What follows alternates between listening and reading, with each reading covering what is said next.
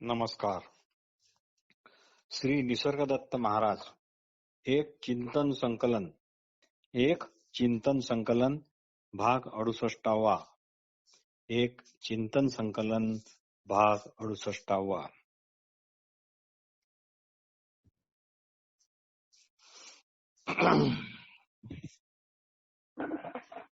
शब्द फसवे असतात हे खरे आहे, पण शब्द कोण जाणतो व ते फसवे आहेत असे कोण म्हणतो?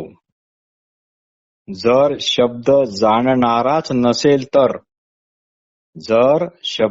जाणणाराच कोणी नसेल तर कोणत्याही शब्दांना काहीच अर्थ नाही, कोणत्याही शब्दांना काही किंमत नाही. असे म्हणतात की ध्यानामध्ये ध्याता हा ध्यान करणारा जो असतो तो ध्यानामध्ये नाहीसा होतो.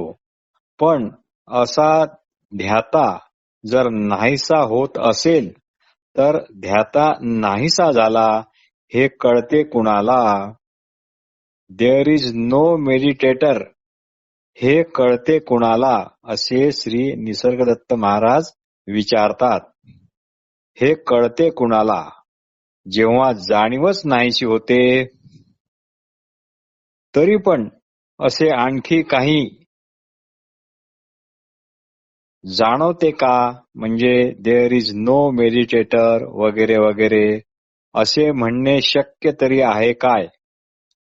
तुझे स्वरूप शुद्ध असले पण आहे, म्हणूनच व तोपर्यंतच सर्व तुला कळतंय. जर असे नसेल तर काय कळणार आणि कशाला कळणार? श्री निसर्गदत्त महाराज विचारतात. कायेचा अनुभव किंवा जगाचा अनुभव जो तुम्हाला सध्या येतो आहे तो तू काही केल्यामुळे येतो आहे का? काही जाणवते तोवरच व्यक्ती ही व्यक्ती आहे. काही जाणवते तोवरच व्यक्ती ही व्यक्ती आहे. पण काही जाणवते ते कशामुळे शक्य आहे ते तपासा.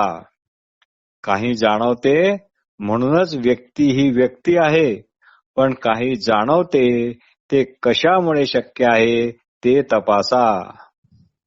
तुम्ही तुमच्या जाणीवेला घालवू शकत नाही, तर कुठून पकडूनही आणू शकत नाही. असे म्हणतात की ध्यानात अनेक रंग दिसतात, पण हे पाहणे कशामुळे शक्य झाले ते तपासा. ते काय आहे, त्याचा रंग काय, या रंगाची जात काय, असे जर तुम्ही विचाराल तर ते आहे केवळ असणेपण. तुला जी तू असण्याची आवड आहे तीच आवड किडामुंगीपासून सर्वच सिद्ध पुरुषांपर्यंत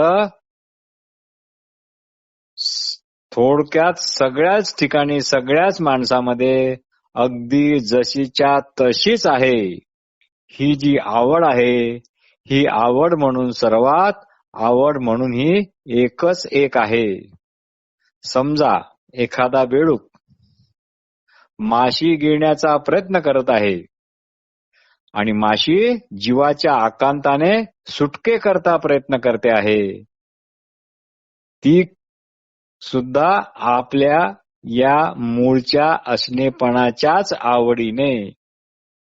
लगेच तिकडून एक साप येतो आणि बेडकाला गिळायला सुरुवात करतो, तेव्हा बेडूक पण जीवाच्या आकांताने आपल्या सुटके करता प्रयत्न करतो, ते पण आपल्या या मूळच्या असणेपणाच्याच आवडीने.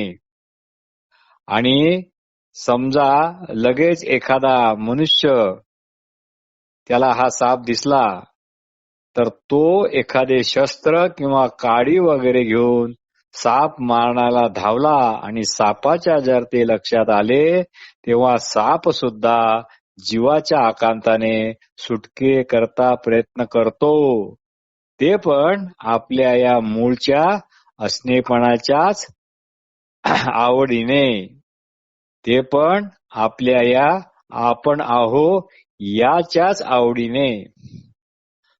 म्हणून असणेपणातच गोडी आहे, तिचीच आवड सर्वांच्या ठिकाणी आहे. हेच या विशाल जगाचे ईश्वर बीज होय.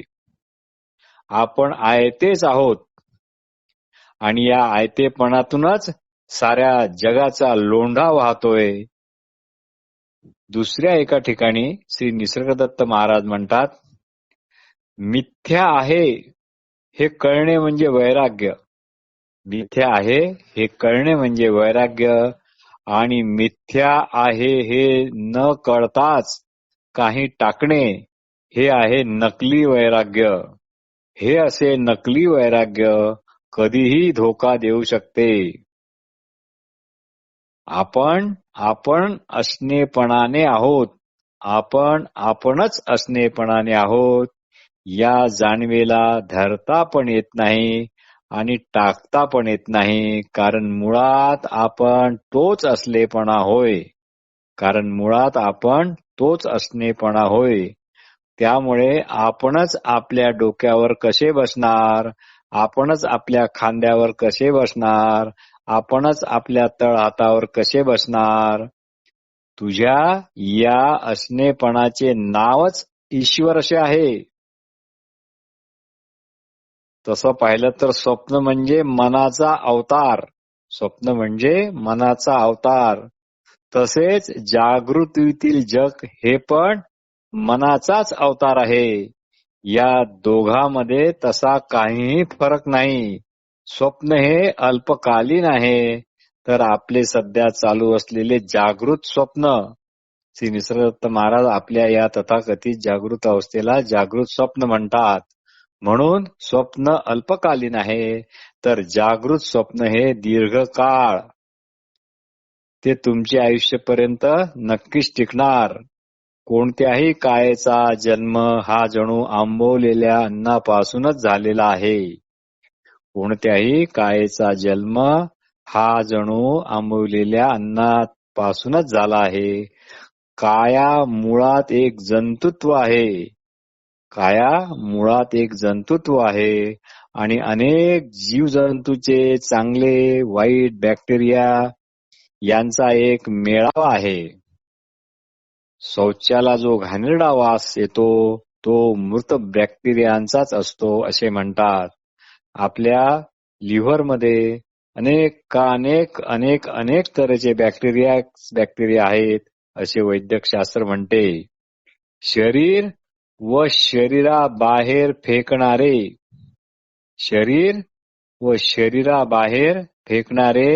जे काही त्याला जे फेकल्या जाण्याच्या अगोदर म्हणजे त्या मळमूत्र ओकारी इत्यादींना तुम्ही आपले शरीर म्हणत होता. याविषयी तुमचे काही दुमत आहे का? होय किंवा नाही?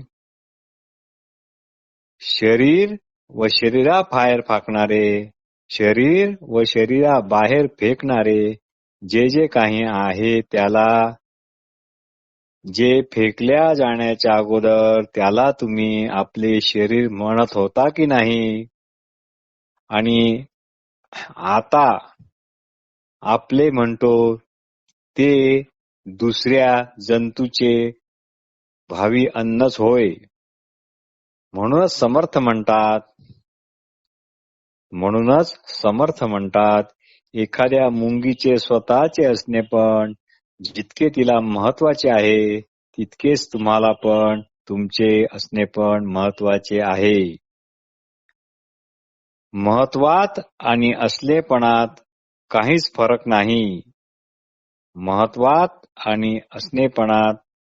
फरक नाही. श्री अखंडानंद सरस्वती आपल्या प्रवचनात नेहमी सांगत की ताटातले अन्न जेव्हा ताटात असते तेव्हा ते ताटातले अन्न असते आणि जेव्हा ते तुम्ही खाता तेव्हा मात्र ते तुमचे शरीर होते, तेव्हा तुम्ही त्याला शरीर म्हणता. आणि शौचास जाताना जे तुमच्या पोटात असते तोपर्यंत ते तुमचे शरीर असते आणि बाहेर पडले की ते कृमी कीटक आणि इत्यादींचे अन्न बनते. तर असो, तर आपला हा श्री निसर्गदत्त महाराज म्हणतात की आपला हा असणेपणा जो एखाद्या प्रकाशासारखा आहे त्याला चिटकून राहणे हाच भगवत भाव होय. आपला हा असणेपणा जो एखाद्या प्रकाशासारखा आहे त्यालाच चिटकून राहणे हाच भगवत भाव होय. दिसणारे भासणारे जाते त्याचा मुळीच कैवार घेऊ नका. दिसणारे भासणारे जाते त्याचा मुळीच कैवार घेऊ नका. दिसणारे भासणारे जाते हे कशामुळे तुम्ही म्हणू शकता ते मात्र तपासा. दिसणारे भासणारे हे कशामुळे तुम्ही म्हणू शकता हे मात्र तपासा. जे जे काही दिसते म्हणजे रस, गंध, नाद, स्पर्श इत्यादी रूपात दिसते म्हणजे जे जाणवते ते पण जे जे काही दिसते जाणवते मध्ये रस, गंध, नाद, स्पर्श रूप इत्यादी सगळे येतात. इत्यादी रूपात ते आपल्यातूनच वाहते, पण ते वाहणे म्हणजे आपण नाही.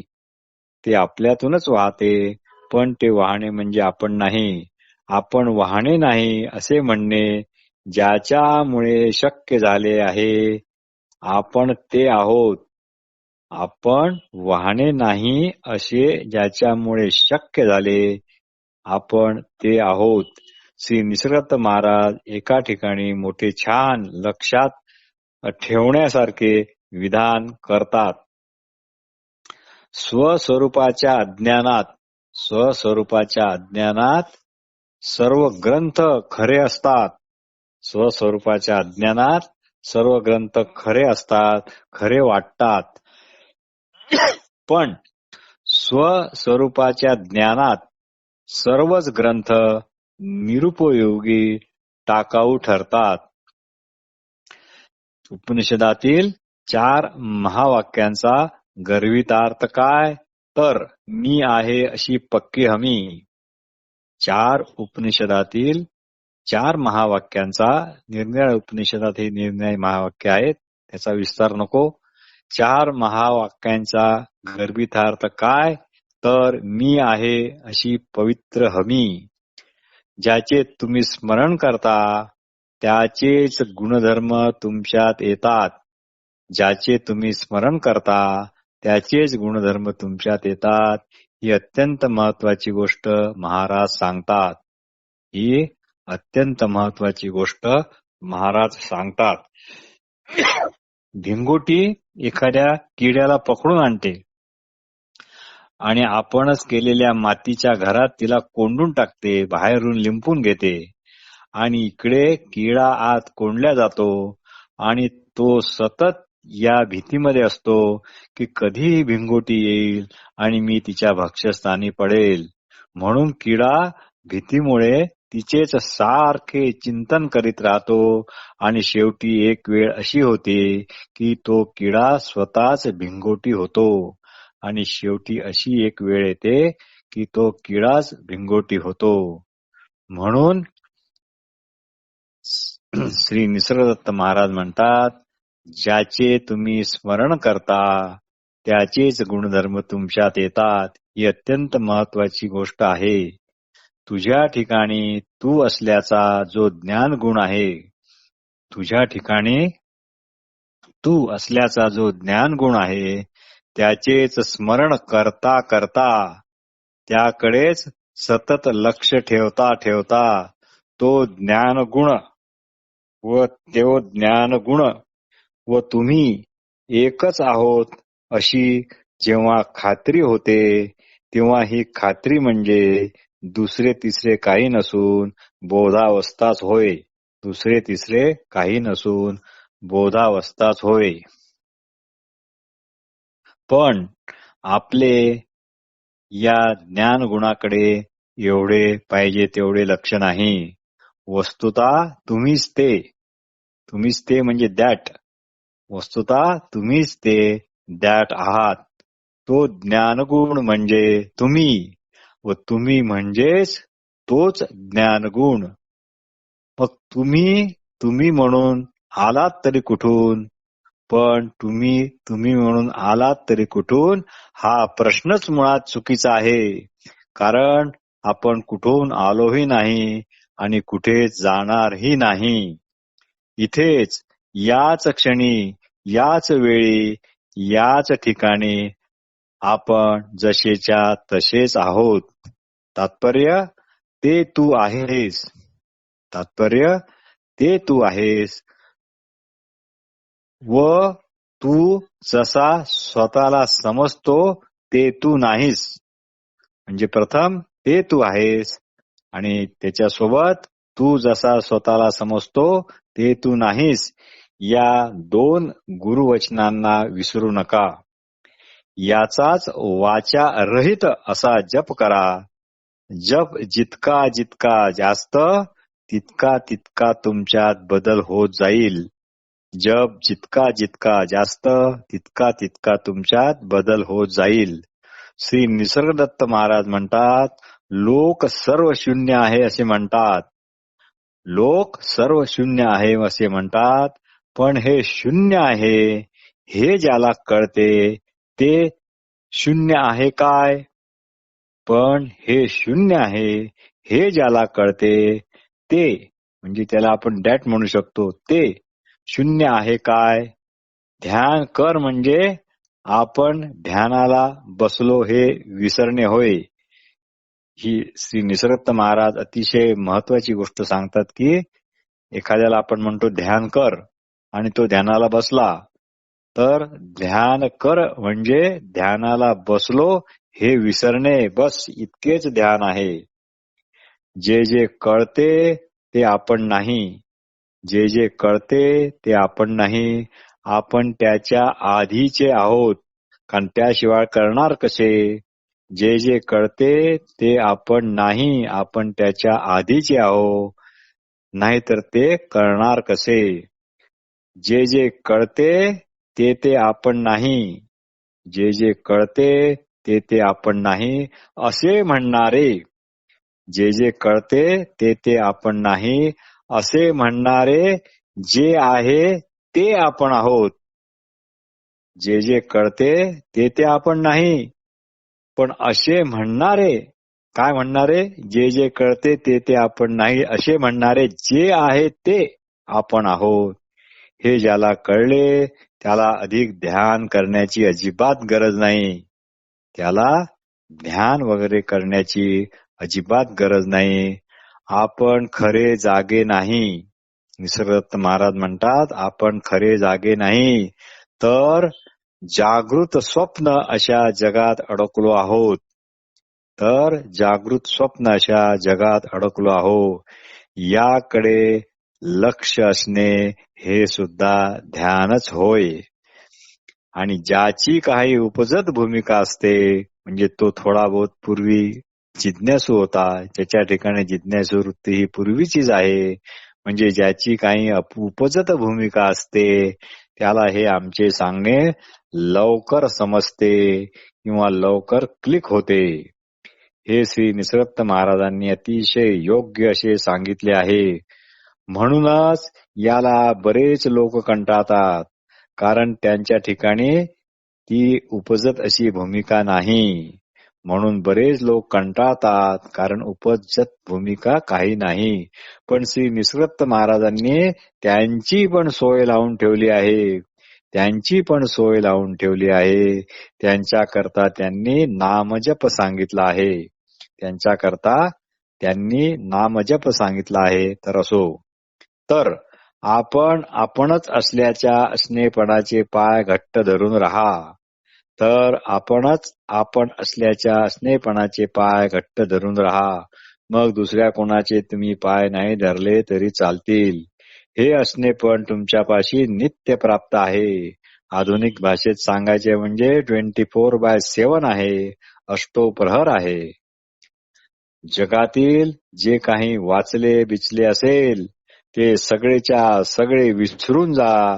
विसरून जा म्हणजे त्याला काहीच महत्व देऊ नका. आमच्या इथे आमच्या या हॉलच्या खिडकीच्या खालच्या रस्त्यावरून अक्षरशः हजारो लोक ये जा करतात. पण इथे माझ्याजवळ केवळ बोटावर मोजण्या इतके 10-15 माणसेच बसलेली आहेत. ते का? ते का म्हणून असे का घडले? कारण सत्य ज्ञानाची गिरायके फारच कमी. कस्तुरीची गिरायकी फारच कमी आहे आणि हिंग, जिरे, मोहरी वगैरेंची गिरायके ही जास्त असतात असे श्री गोंदवलेकर महाराजांनी म्हणून ठेवले आहे. तर सत्य ज्ञानाची गिरायके फारच कमी, फार कमी म्हणजे अतिशयच कमी. कारण तडजोड करून गोड गोड बोलणाऱ्या, चमत्कार दाखविणाऱ्या बाबाकडे मात्र लोकांचा प्रचंड ओढा असतो. जेवढा लोढा प्रचंड तेवढा तो बाबा पोहोचलेला. जेवढा लोढा प्रचंड तेवढा तो बाबा पोहोचलेला. माणसाला त्यांनी स्वतःला ऐकलेल्या वाचलेल्या गोष्टीचा सर्वात जास्त गर्व आहे. म्हणजे आपल्याला पण आपण स्वतः ऐकलेल्या वाचलेल्या गोष्टीचा जास्त गर्व आहे, जास्त अभिमान आहे. पण ते खरे की नाही हे तपासण्याची मात्र आपली कुवत नाही. मला हे सांगा, आपण आपल्या सहवासात किती वेळ राहतो? तोच तर खरा सत्संग आहे. पण आपला सर्व वेळ धर्म परंपरेचा अभिमान बाळगण्यात जातो आणि काही बाई वाचनात जातो आणि त्यावरच्या व्यर्थ चर्चेमध्ये जातो आणि मासिके पुस्तके काढण्यात जातो. जे आतून असणेपणाच्या माध्यमातून खुणवत आहे त्याचा सहवास कमी. जे आतून असणेपणाच्या माध्यमातून खुणवत आहे त्याचा सहवास कमी आणि ऐकलेल्या, पाहिलेल्या, वाचलेल्या गोष्टीवर मात्र विश्वास जास्त. म्हणून सर्वात उच्च कोटीची सिद्धी म्हणजे विवेक सिद्धी, ज्याला रमण महर्षी विचारणा म्हणतात किंवा सेल्फ इन्क्वायरी म्हणतात. तर गुरुवचनानुसार आपण आपणच असल्याचे ज्ञान हे आहे शुद्ध चैतन्य. आपण आपणच असल्याचे ज्ञान म्हणजे शुद्ध चैतन्य. हे पक्के ठसले, हे पक्के ठरले तर तुम्ही बगर आयुष्य ही तुम्ही जगाल. तर बगर आयुष्य तुम्ही जगाल. अशी ही गूढ भाषा फक्त श्री निसर्गदत्त महाराज बोलू शकतात. इथे मग काळाचे म्हणजे वर्षाचे, युगाचे असे माप नाही. तिळा एवढे चैतन्य अख्ख्या ब्रह्मांडाला प्रसवते. हे तिळा एवढे चैतन्य म्हणजेच आपले आहो असे वाटणे होय. गुरुवचन व त्याचा अर्थ हा केवळ केवळ आपणच आहो. दोघांमध्ये काहीही फरक नाही. हे मुद्दाम निसर्गदत्त महाराजांचे सांगणे वारंवार असते. ते हे की गुरुवचन आणि त्याचा अर्थ हा केवळ आपणच आहो असा आहे. या गुरुवचनामध्ये आणि आपणच आहो यात द्वैत नाही. पण हे असे ऐकलेले लोकांना सांगत सुटू नका. ही अतिशय धोक्याची सूचना अशी निसर्गदत्त महाराज देतात. पण हे असे ऐकलेले लोकांना सांगत सुटू नका. कुणी जर विचारले तर प्रथम सांगण्याचे टाळा. कुणी जर विचारले तर प्रथम सांगण्याचे टाळा. पण जर कुणी सतत विचारत असेल तर त्याच्या मागणीचा जरूर विचार करा. पण नुसते सांगत सुटू नका. म्हणजेच काय तात्पर्य? बुवाबाजी करू नका. बुवाबाजी करू नका. लोक इथे मला विचारतात योगी म्हणजे काय? लोक मला इथे कधी कधी विचारतात योगी म्हणजे काय? तर ज्याचा आपल्यामध्येच योग जुळला आहे असा मनुष्य तो आहे योगी. जो आपणामध्येच मिसळून गेला आहे असा. तर अशावर समृद्धी असमृद्धीचा काहीही परिणाम होत नाही. आज सर्वसाधारण लोक ते व त्यांचे नाव गाव एकच समजतात. देह म्हणजे मी समजतात. जवळ असलेल्या वस्तूला माझे म्हणतात. ताटातली भाकर खाल्ली की त्या भाकरीला एकदा गिळल्या गेले की ती भाकर म्हणजेच मी देह आहे असे म्हणतात. तात्पर्य ही सगळी माया आहे. मी माझे हा मायेचा धर्म आहे. या व्यतिरिक्त तुमचा तुम्हाला परिचय नाही. या व्यतिरिक्त तुमचा तुम्हाला खरा परिचय नाही. आपण आहो हा अवांछित आनंद आहे. हे बऱ्याच लोकांना कळत नाही. हा सर्व जीवांना अगदी समान आहे. हा अवांछित आनंद सर्व जीवांना अगदी समान आहे. हा आनंद देहातील आहे पण देहरूप नाही. हा आनंद देहातील आहे पण देहरूप नाही. हीच आपली खरी ओळख होय. हा प्रकाश गगन सदृश्य आहे.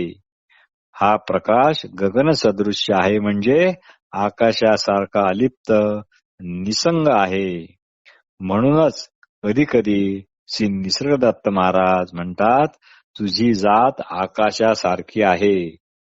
प्रथम हे माझ्या नीट लक्षात येत नसे की निसर्गदत्त महाराज म्हणतात की तुझी जात आकाश आहे. तुझी जात आकाश आहे. तर जेव्हा आपल्याला हे कळले की आकाश हे निसंग असते तेव्हा खरा अर्थबोध होईल. असो तर श्री निसर्गदत्त महाराज म्हणतात तुझी जात आकाशासारखी आहे. हाच त्याचा अर्थ. नमस्कार.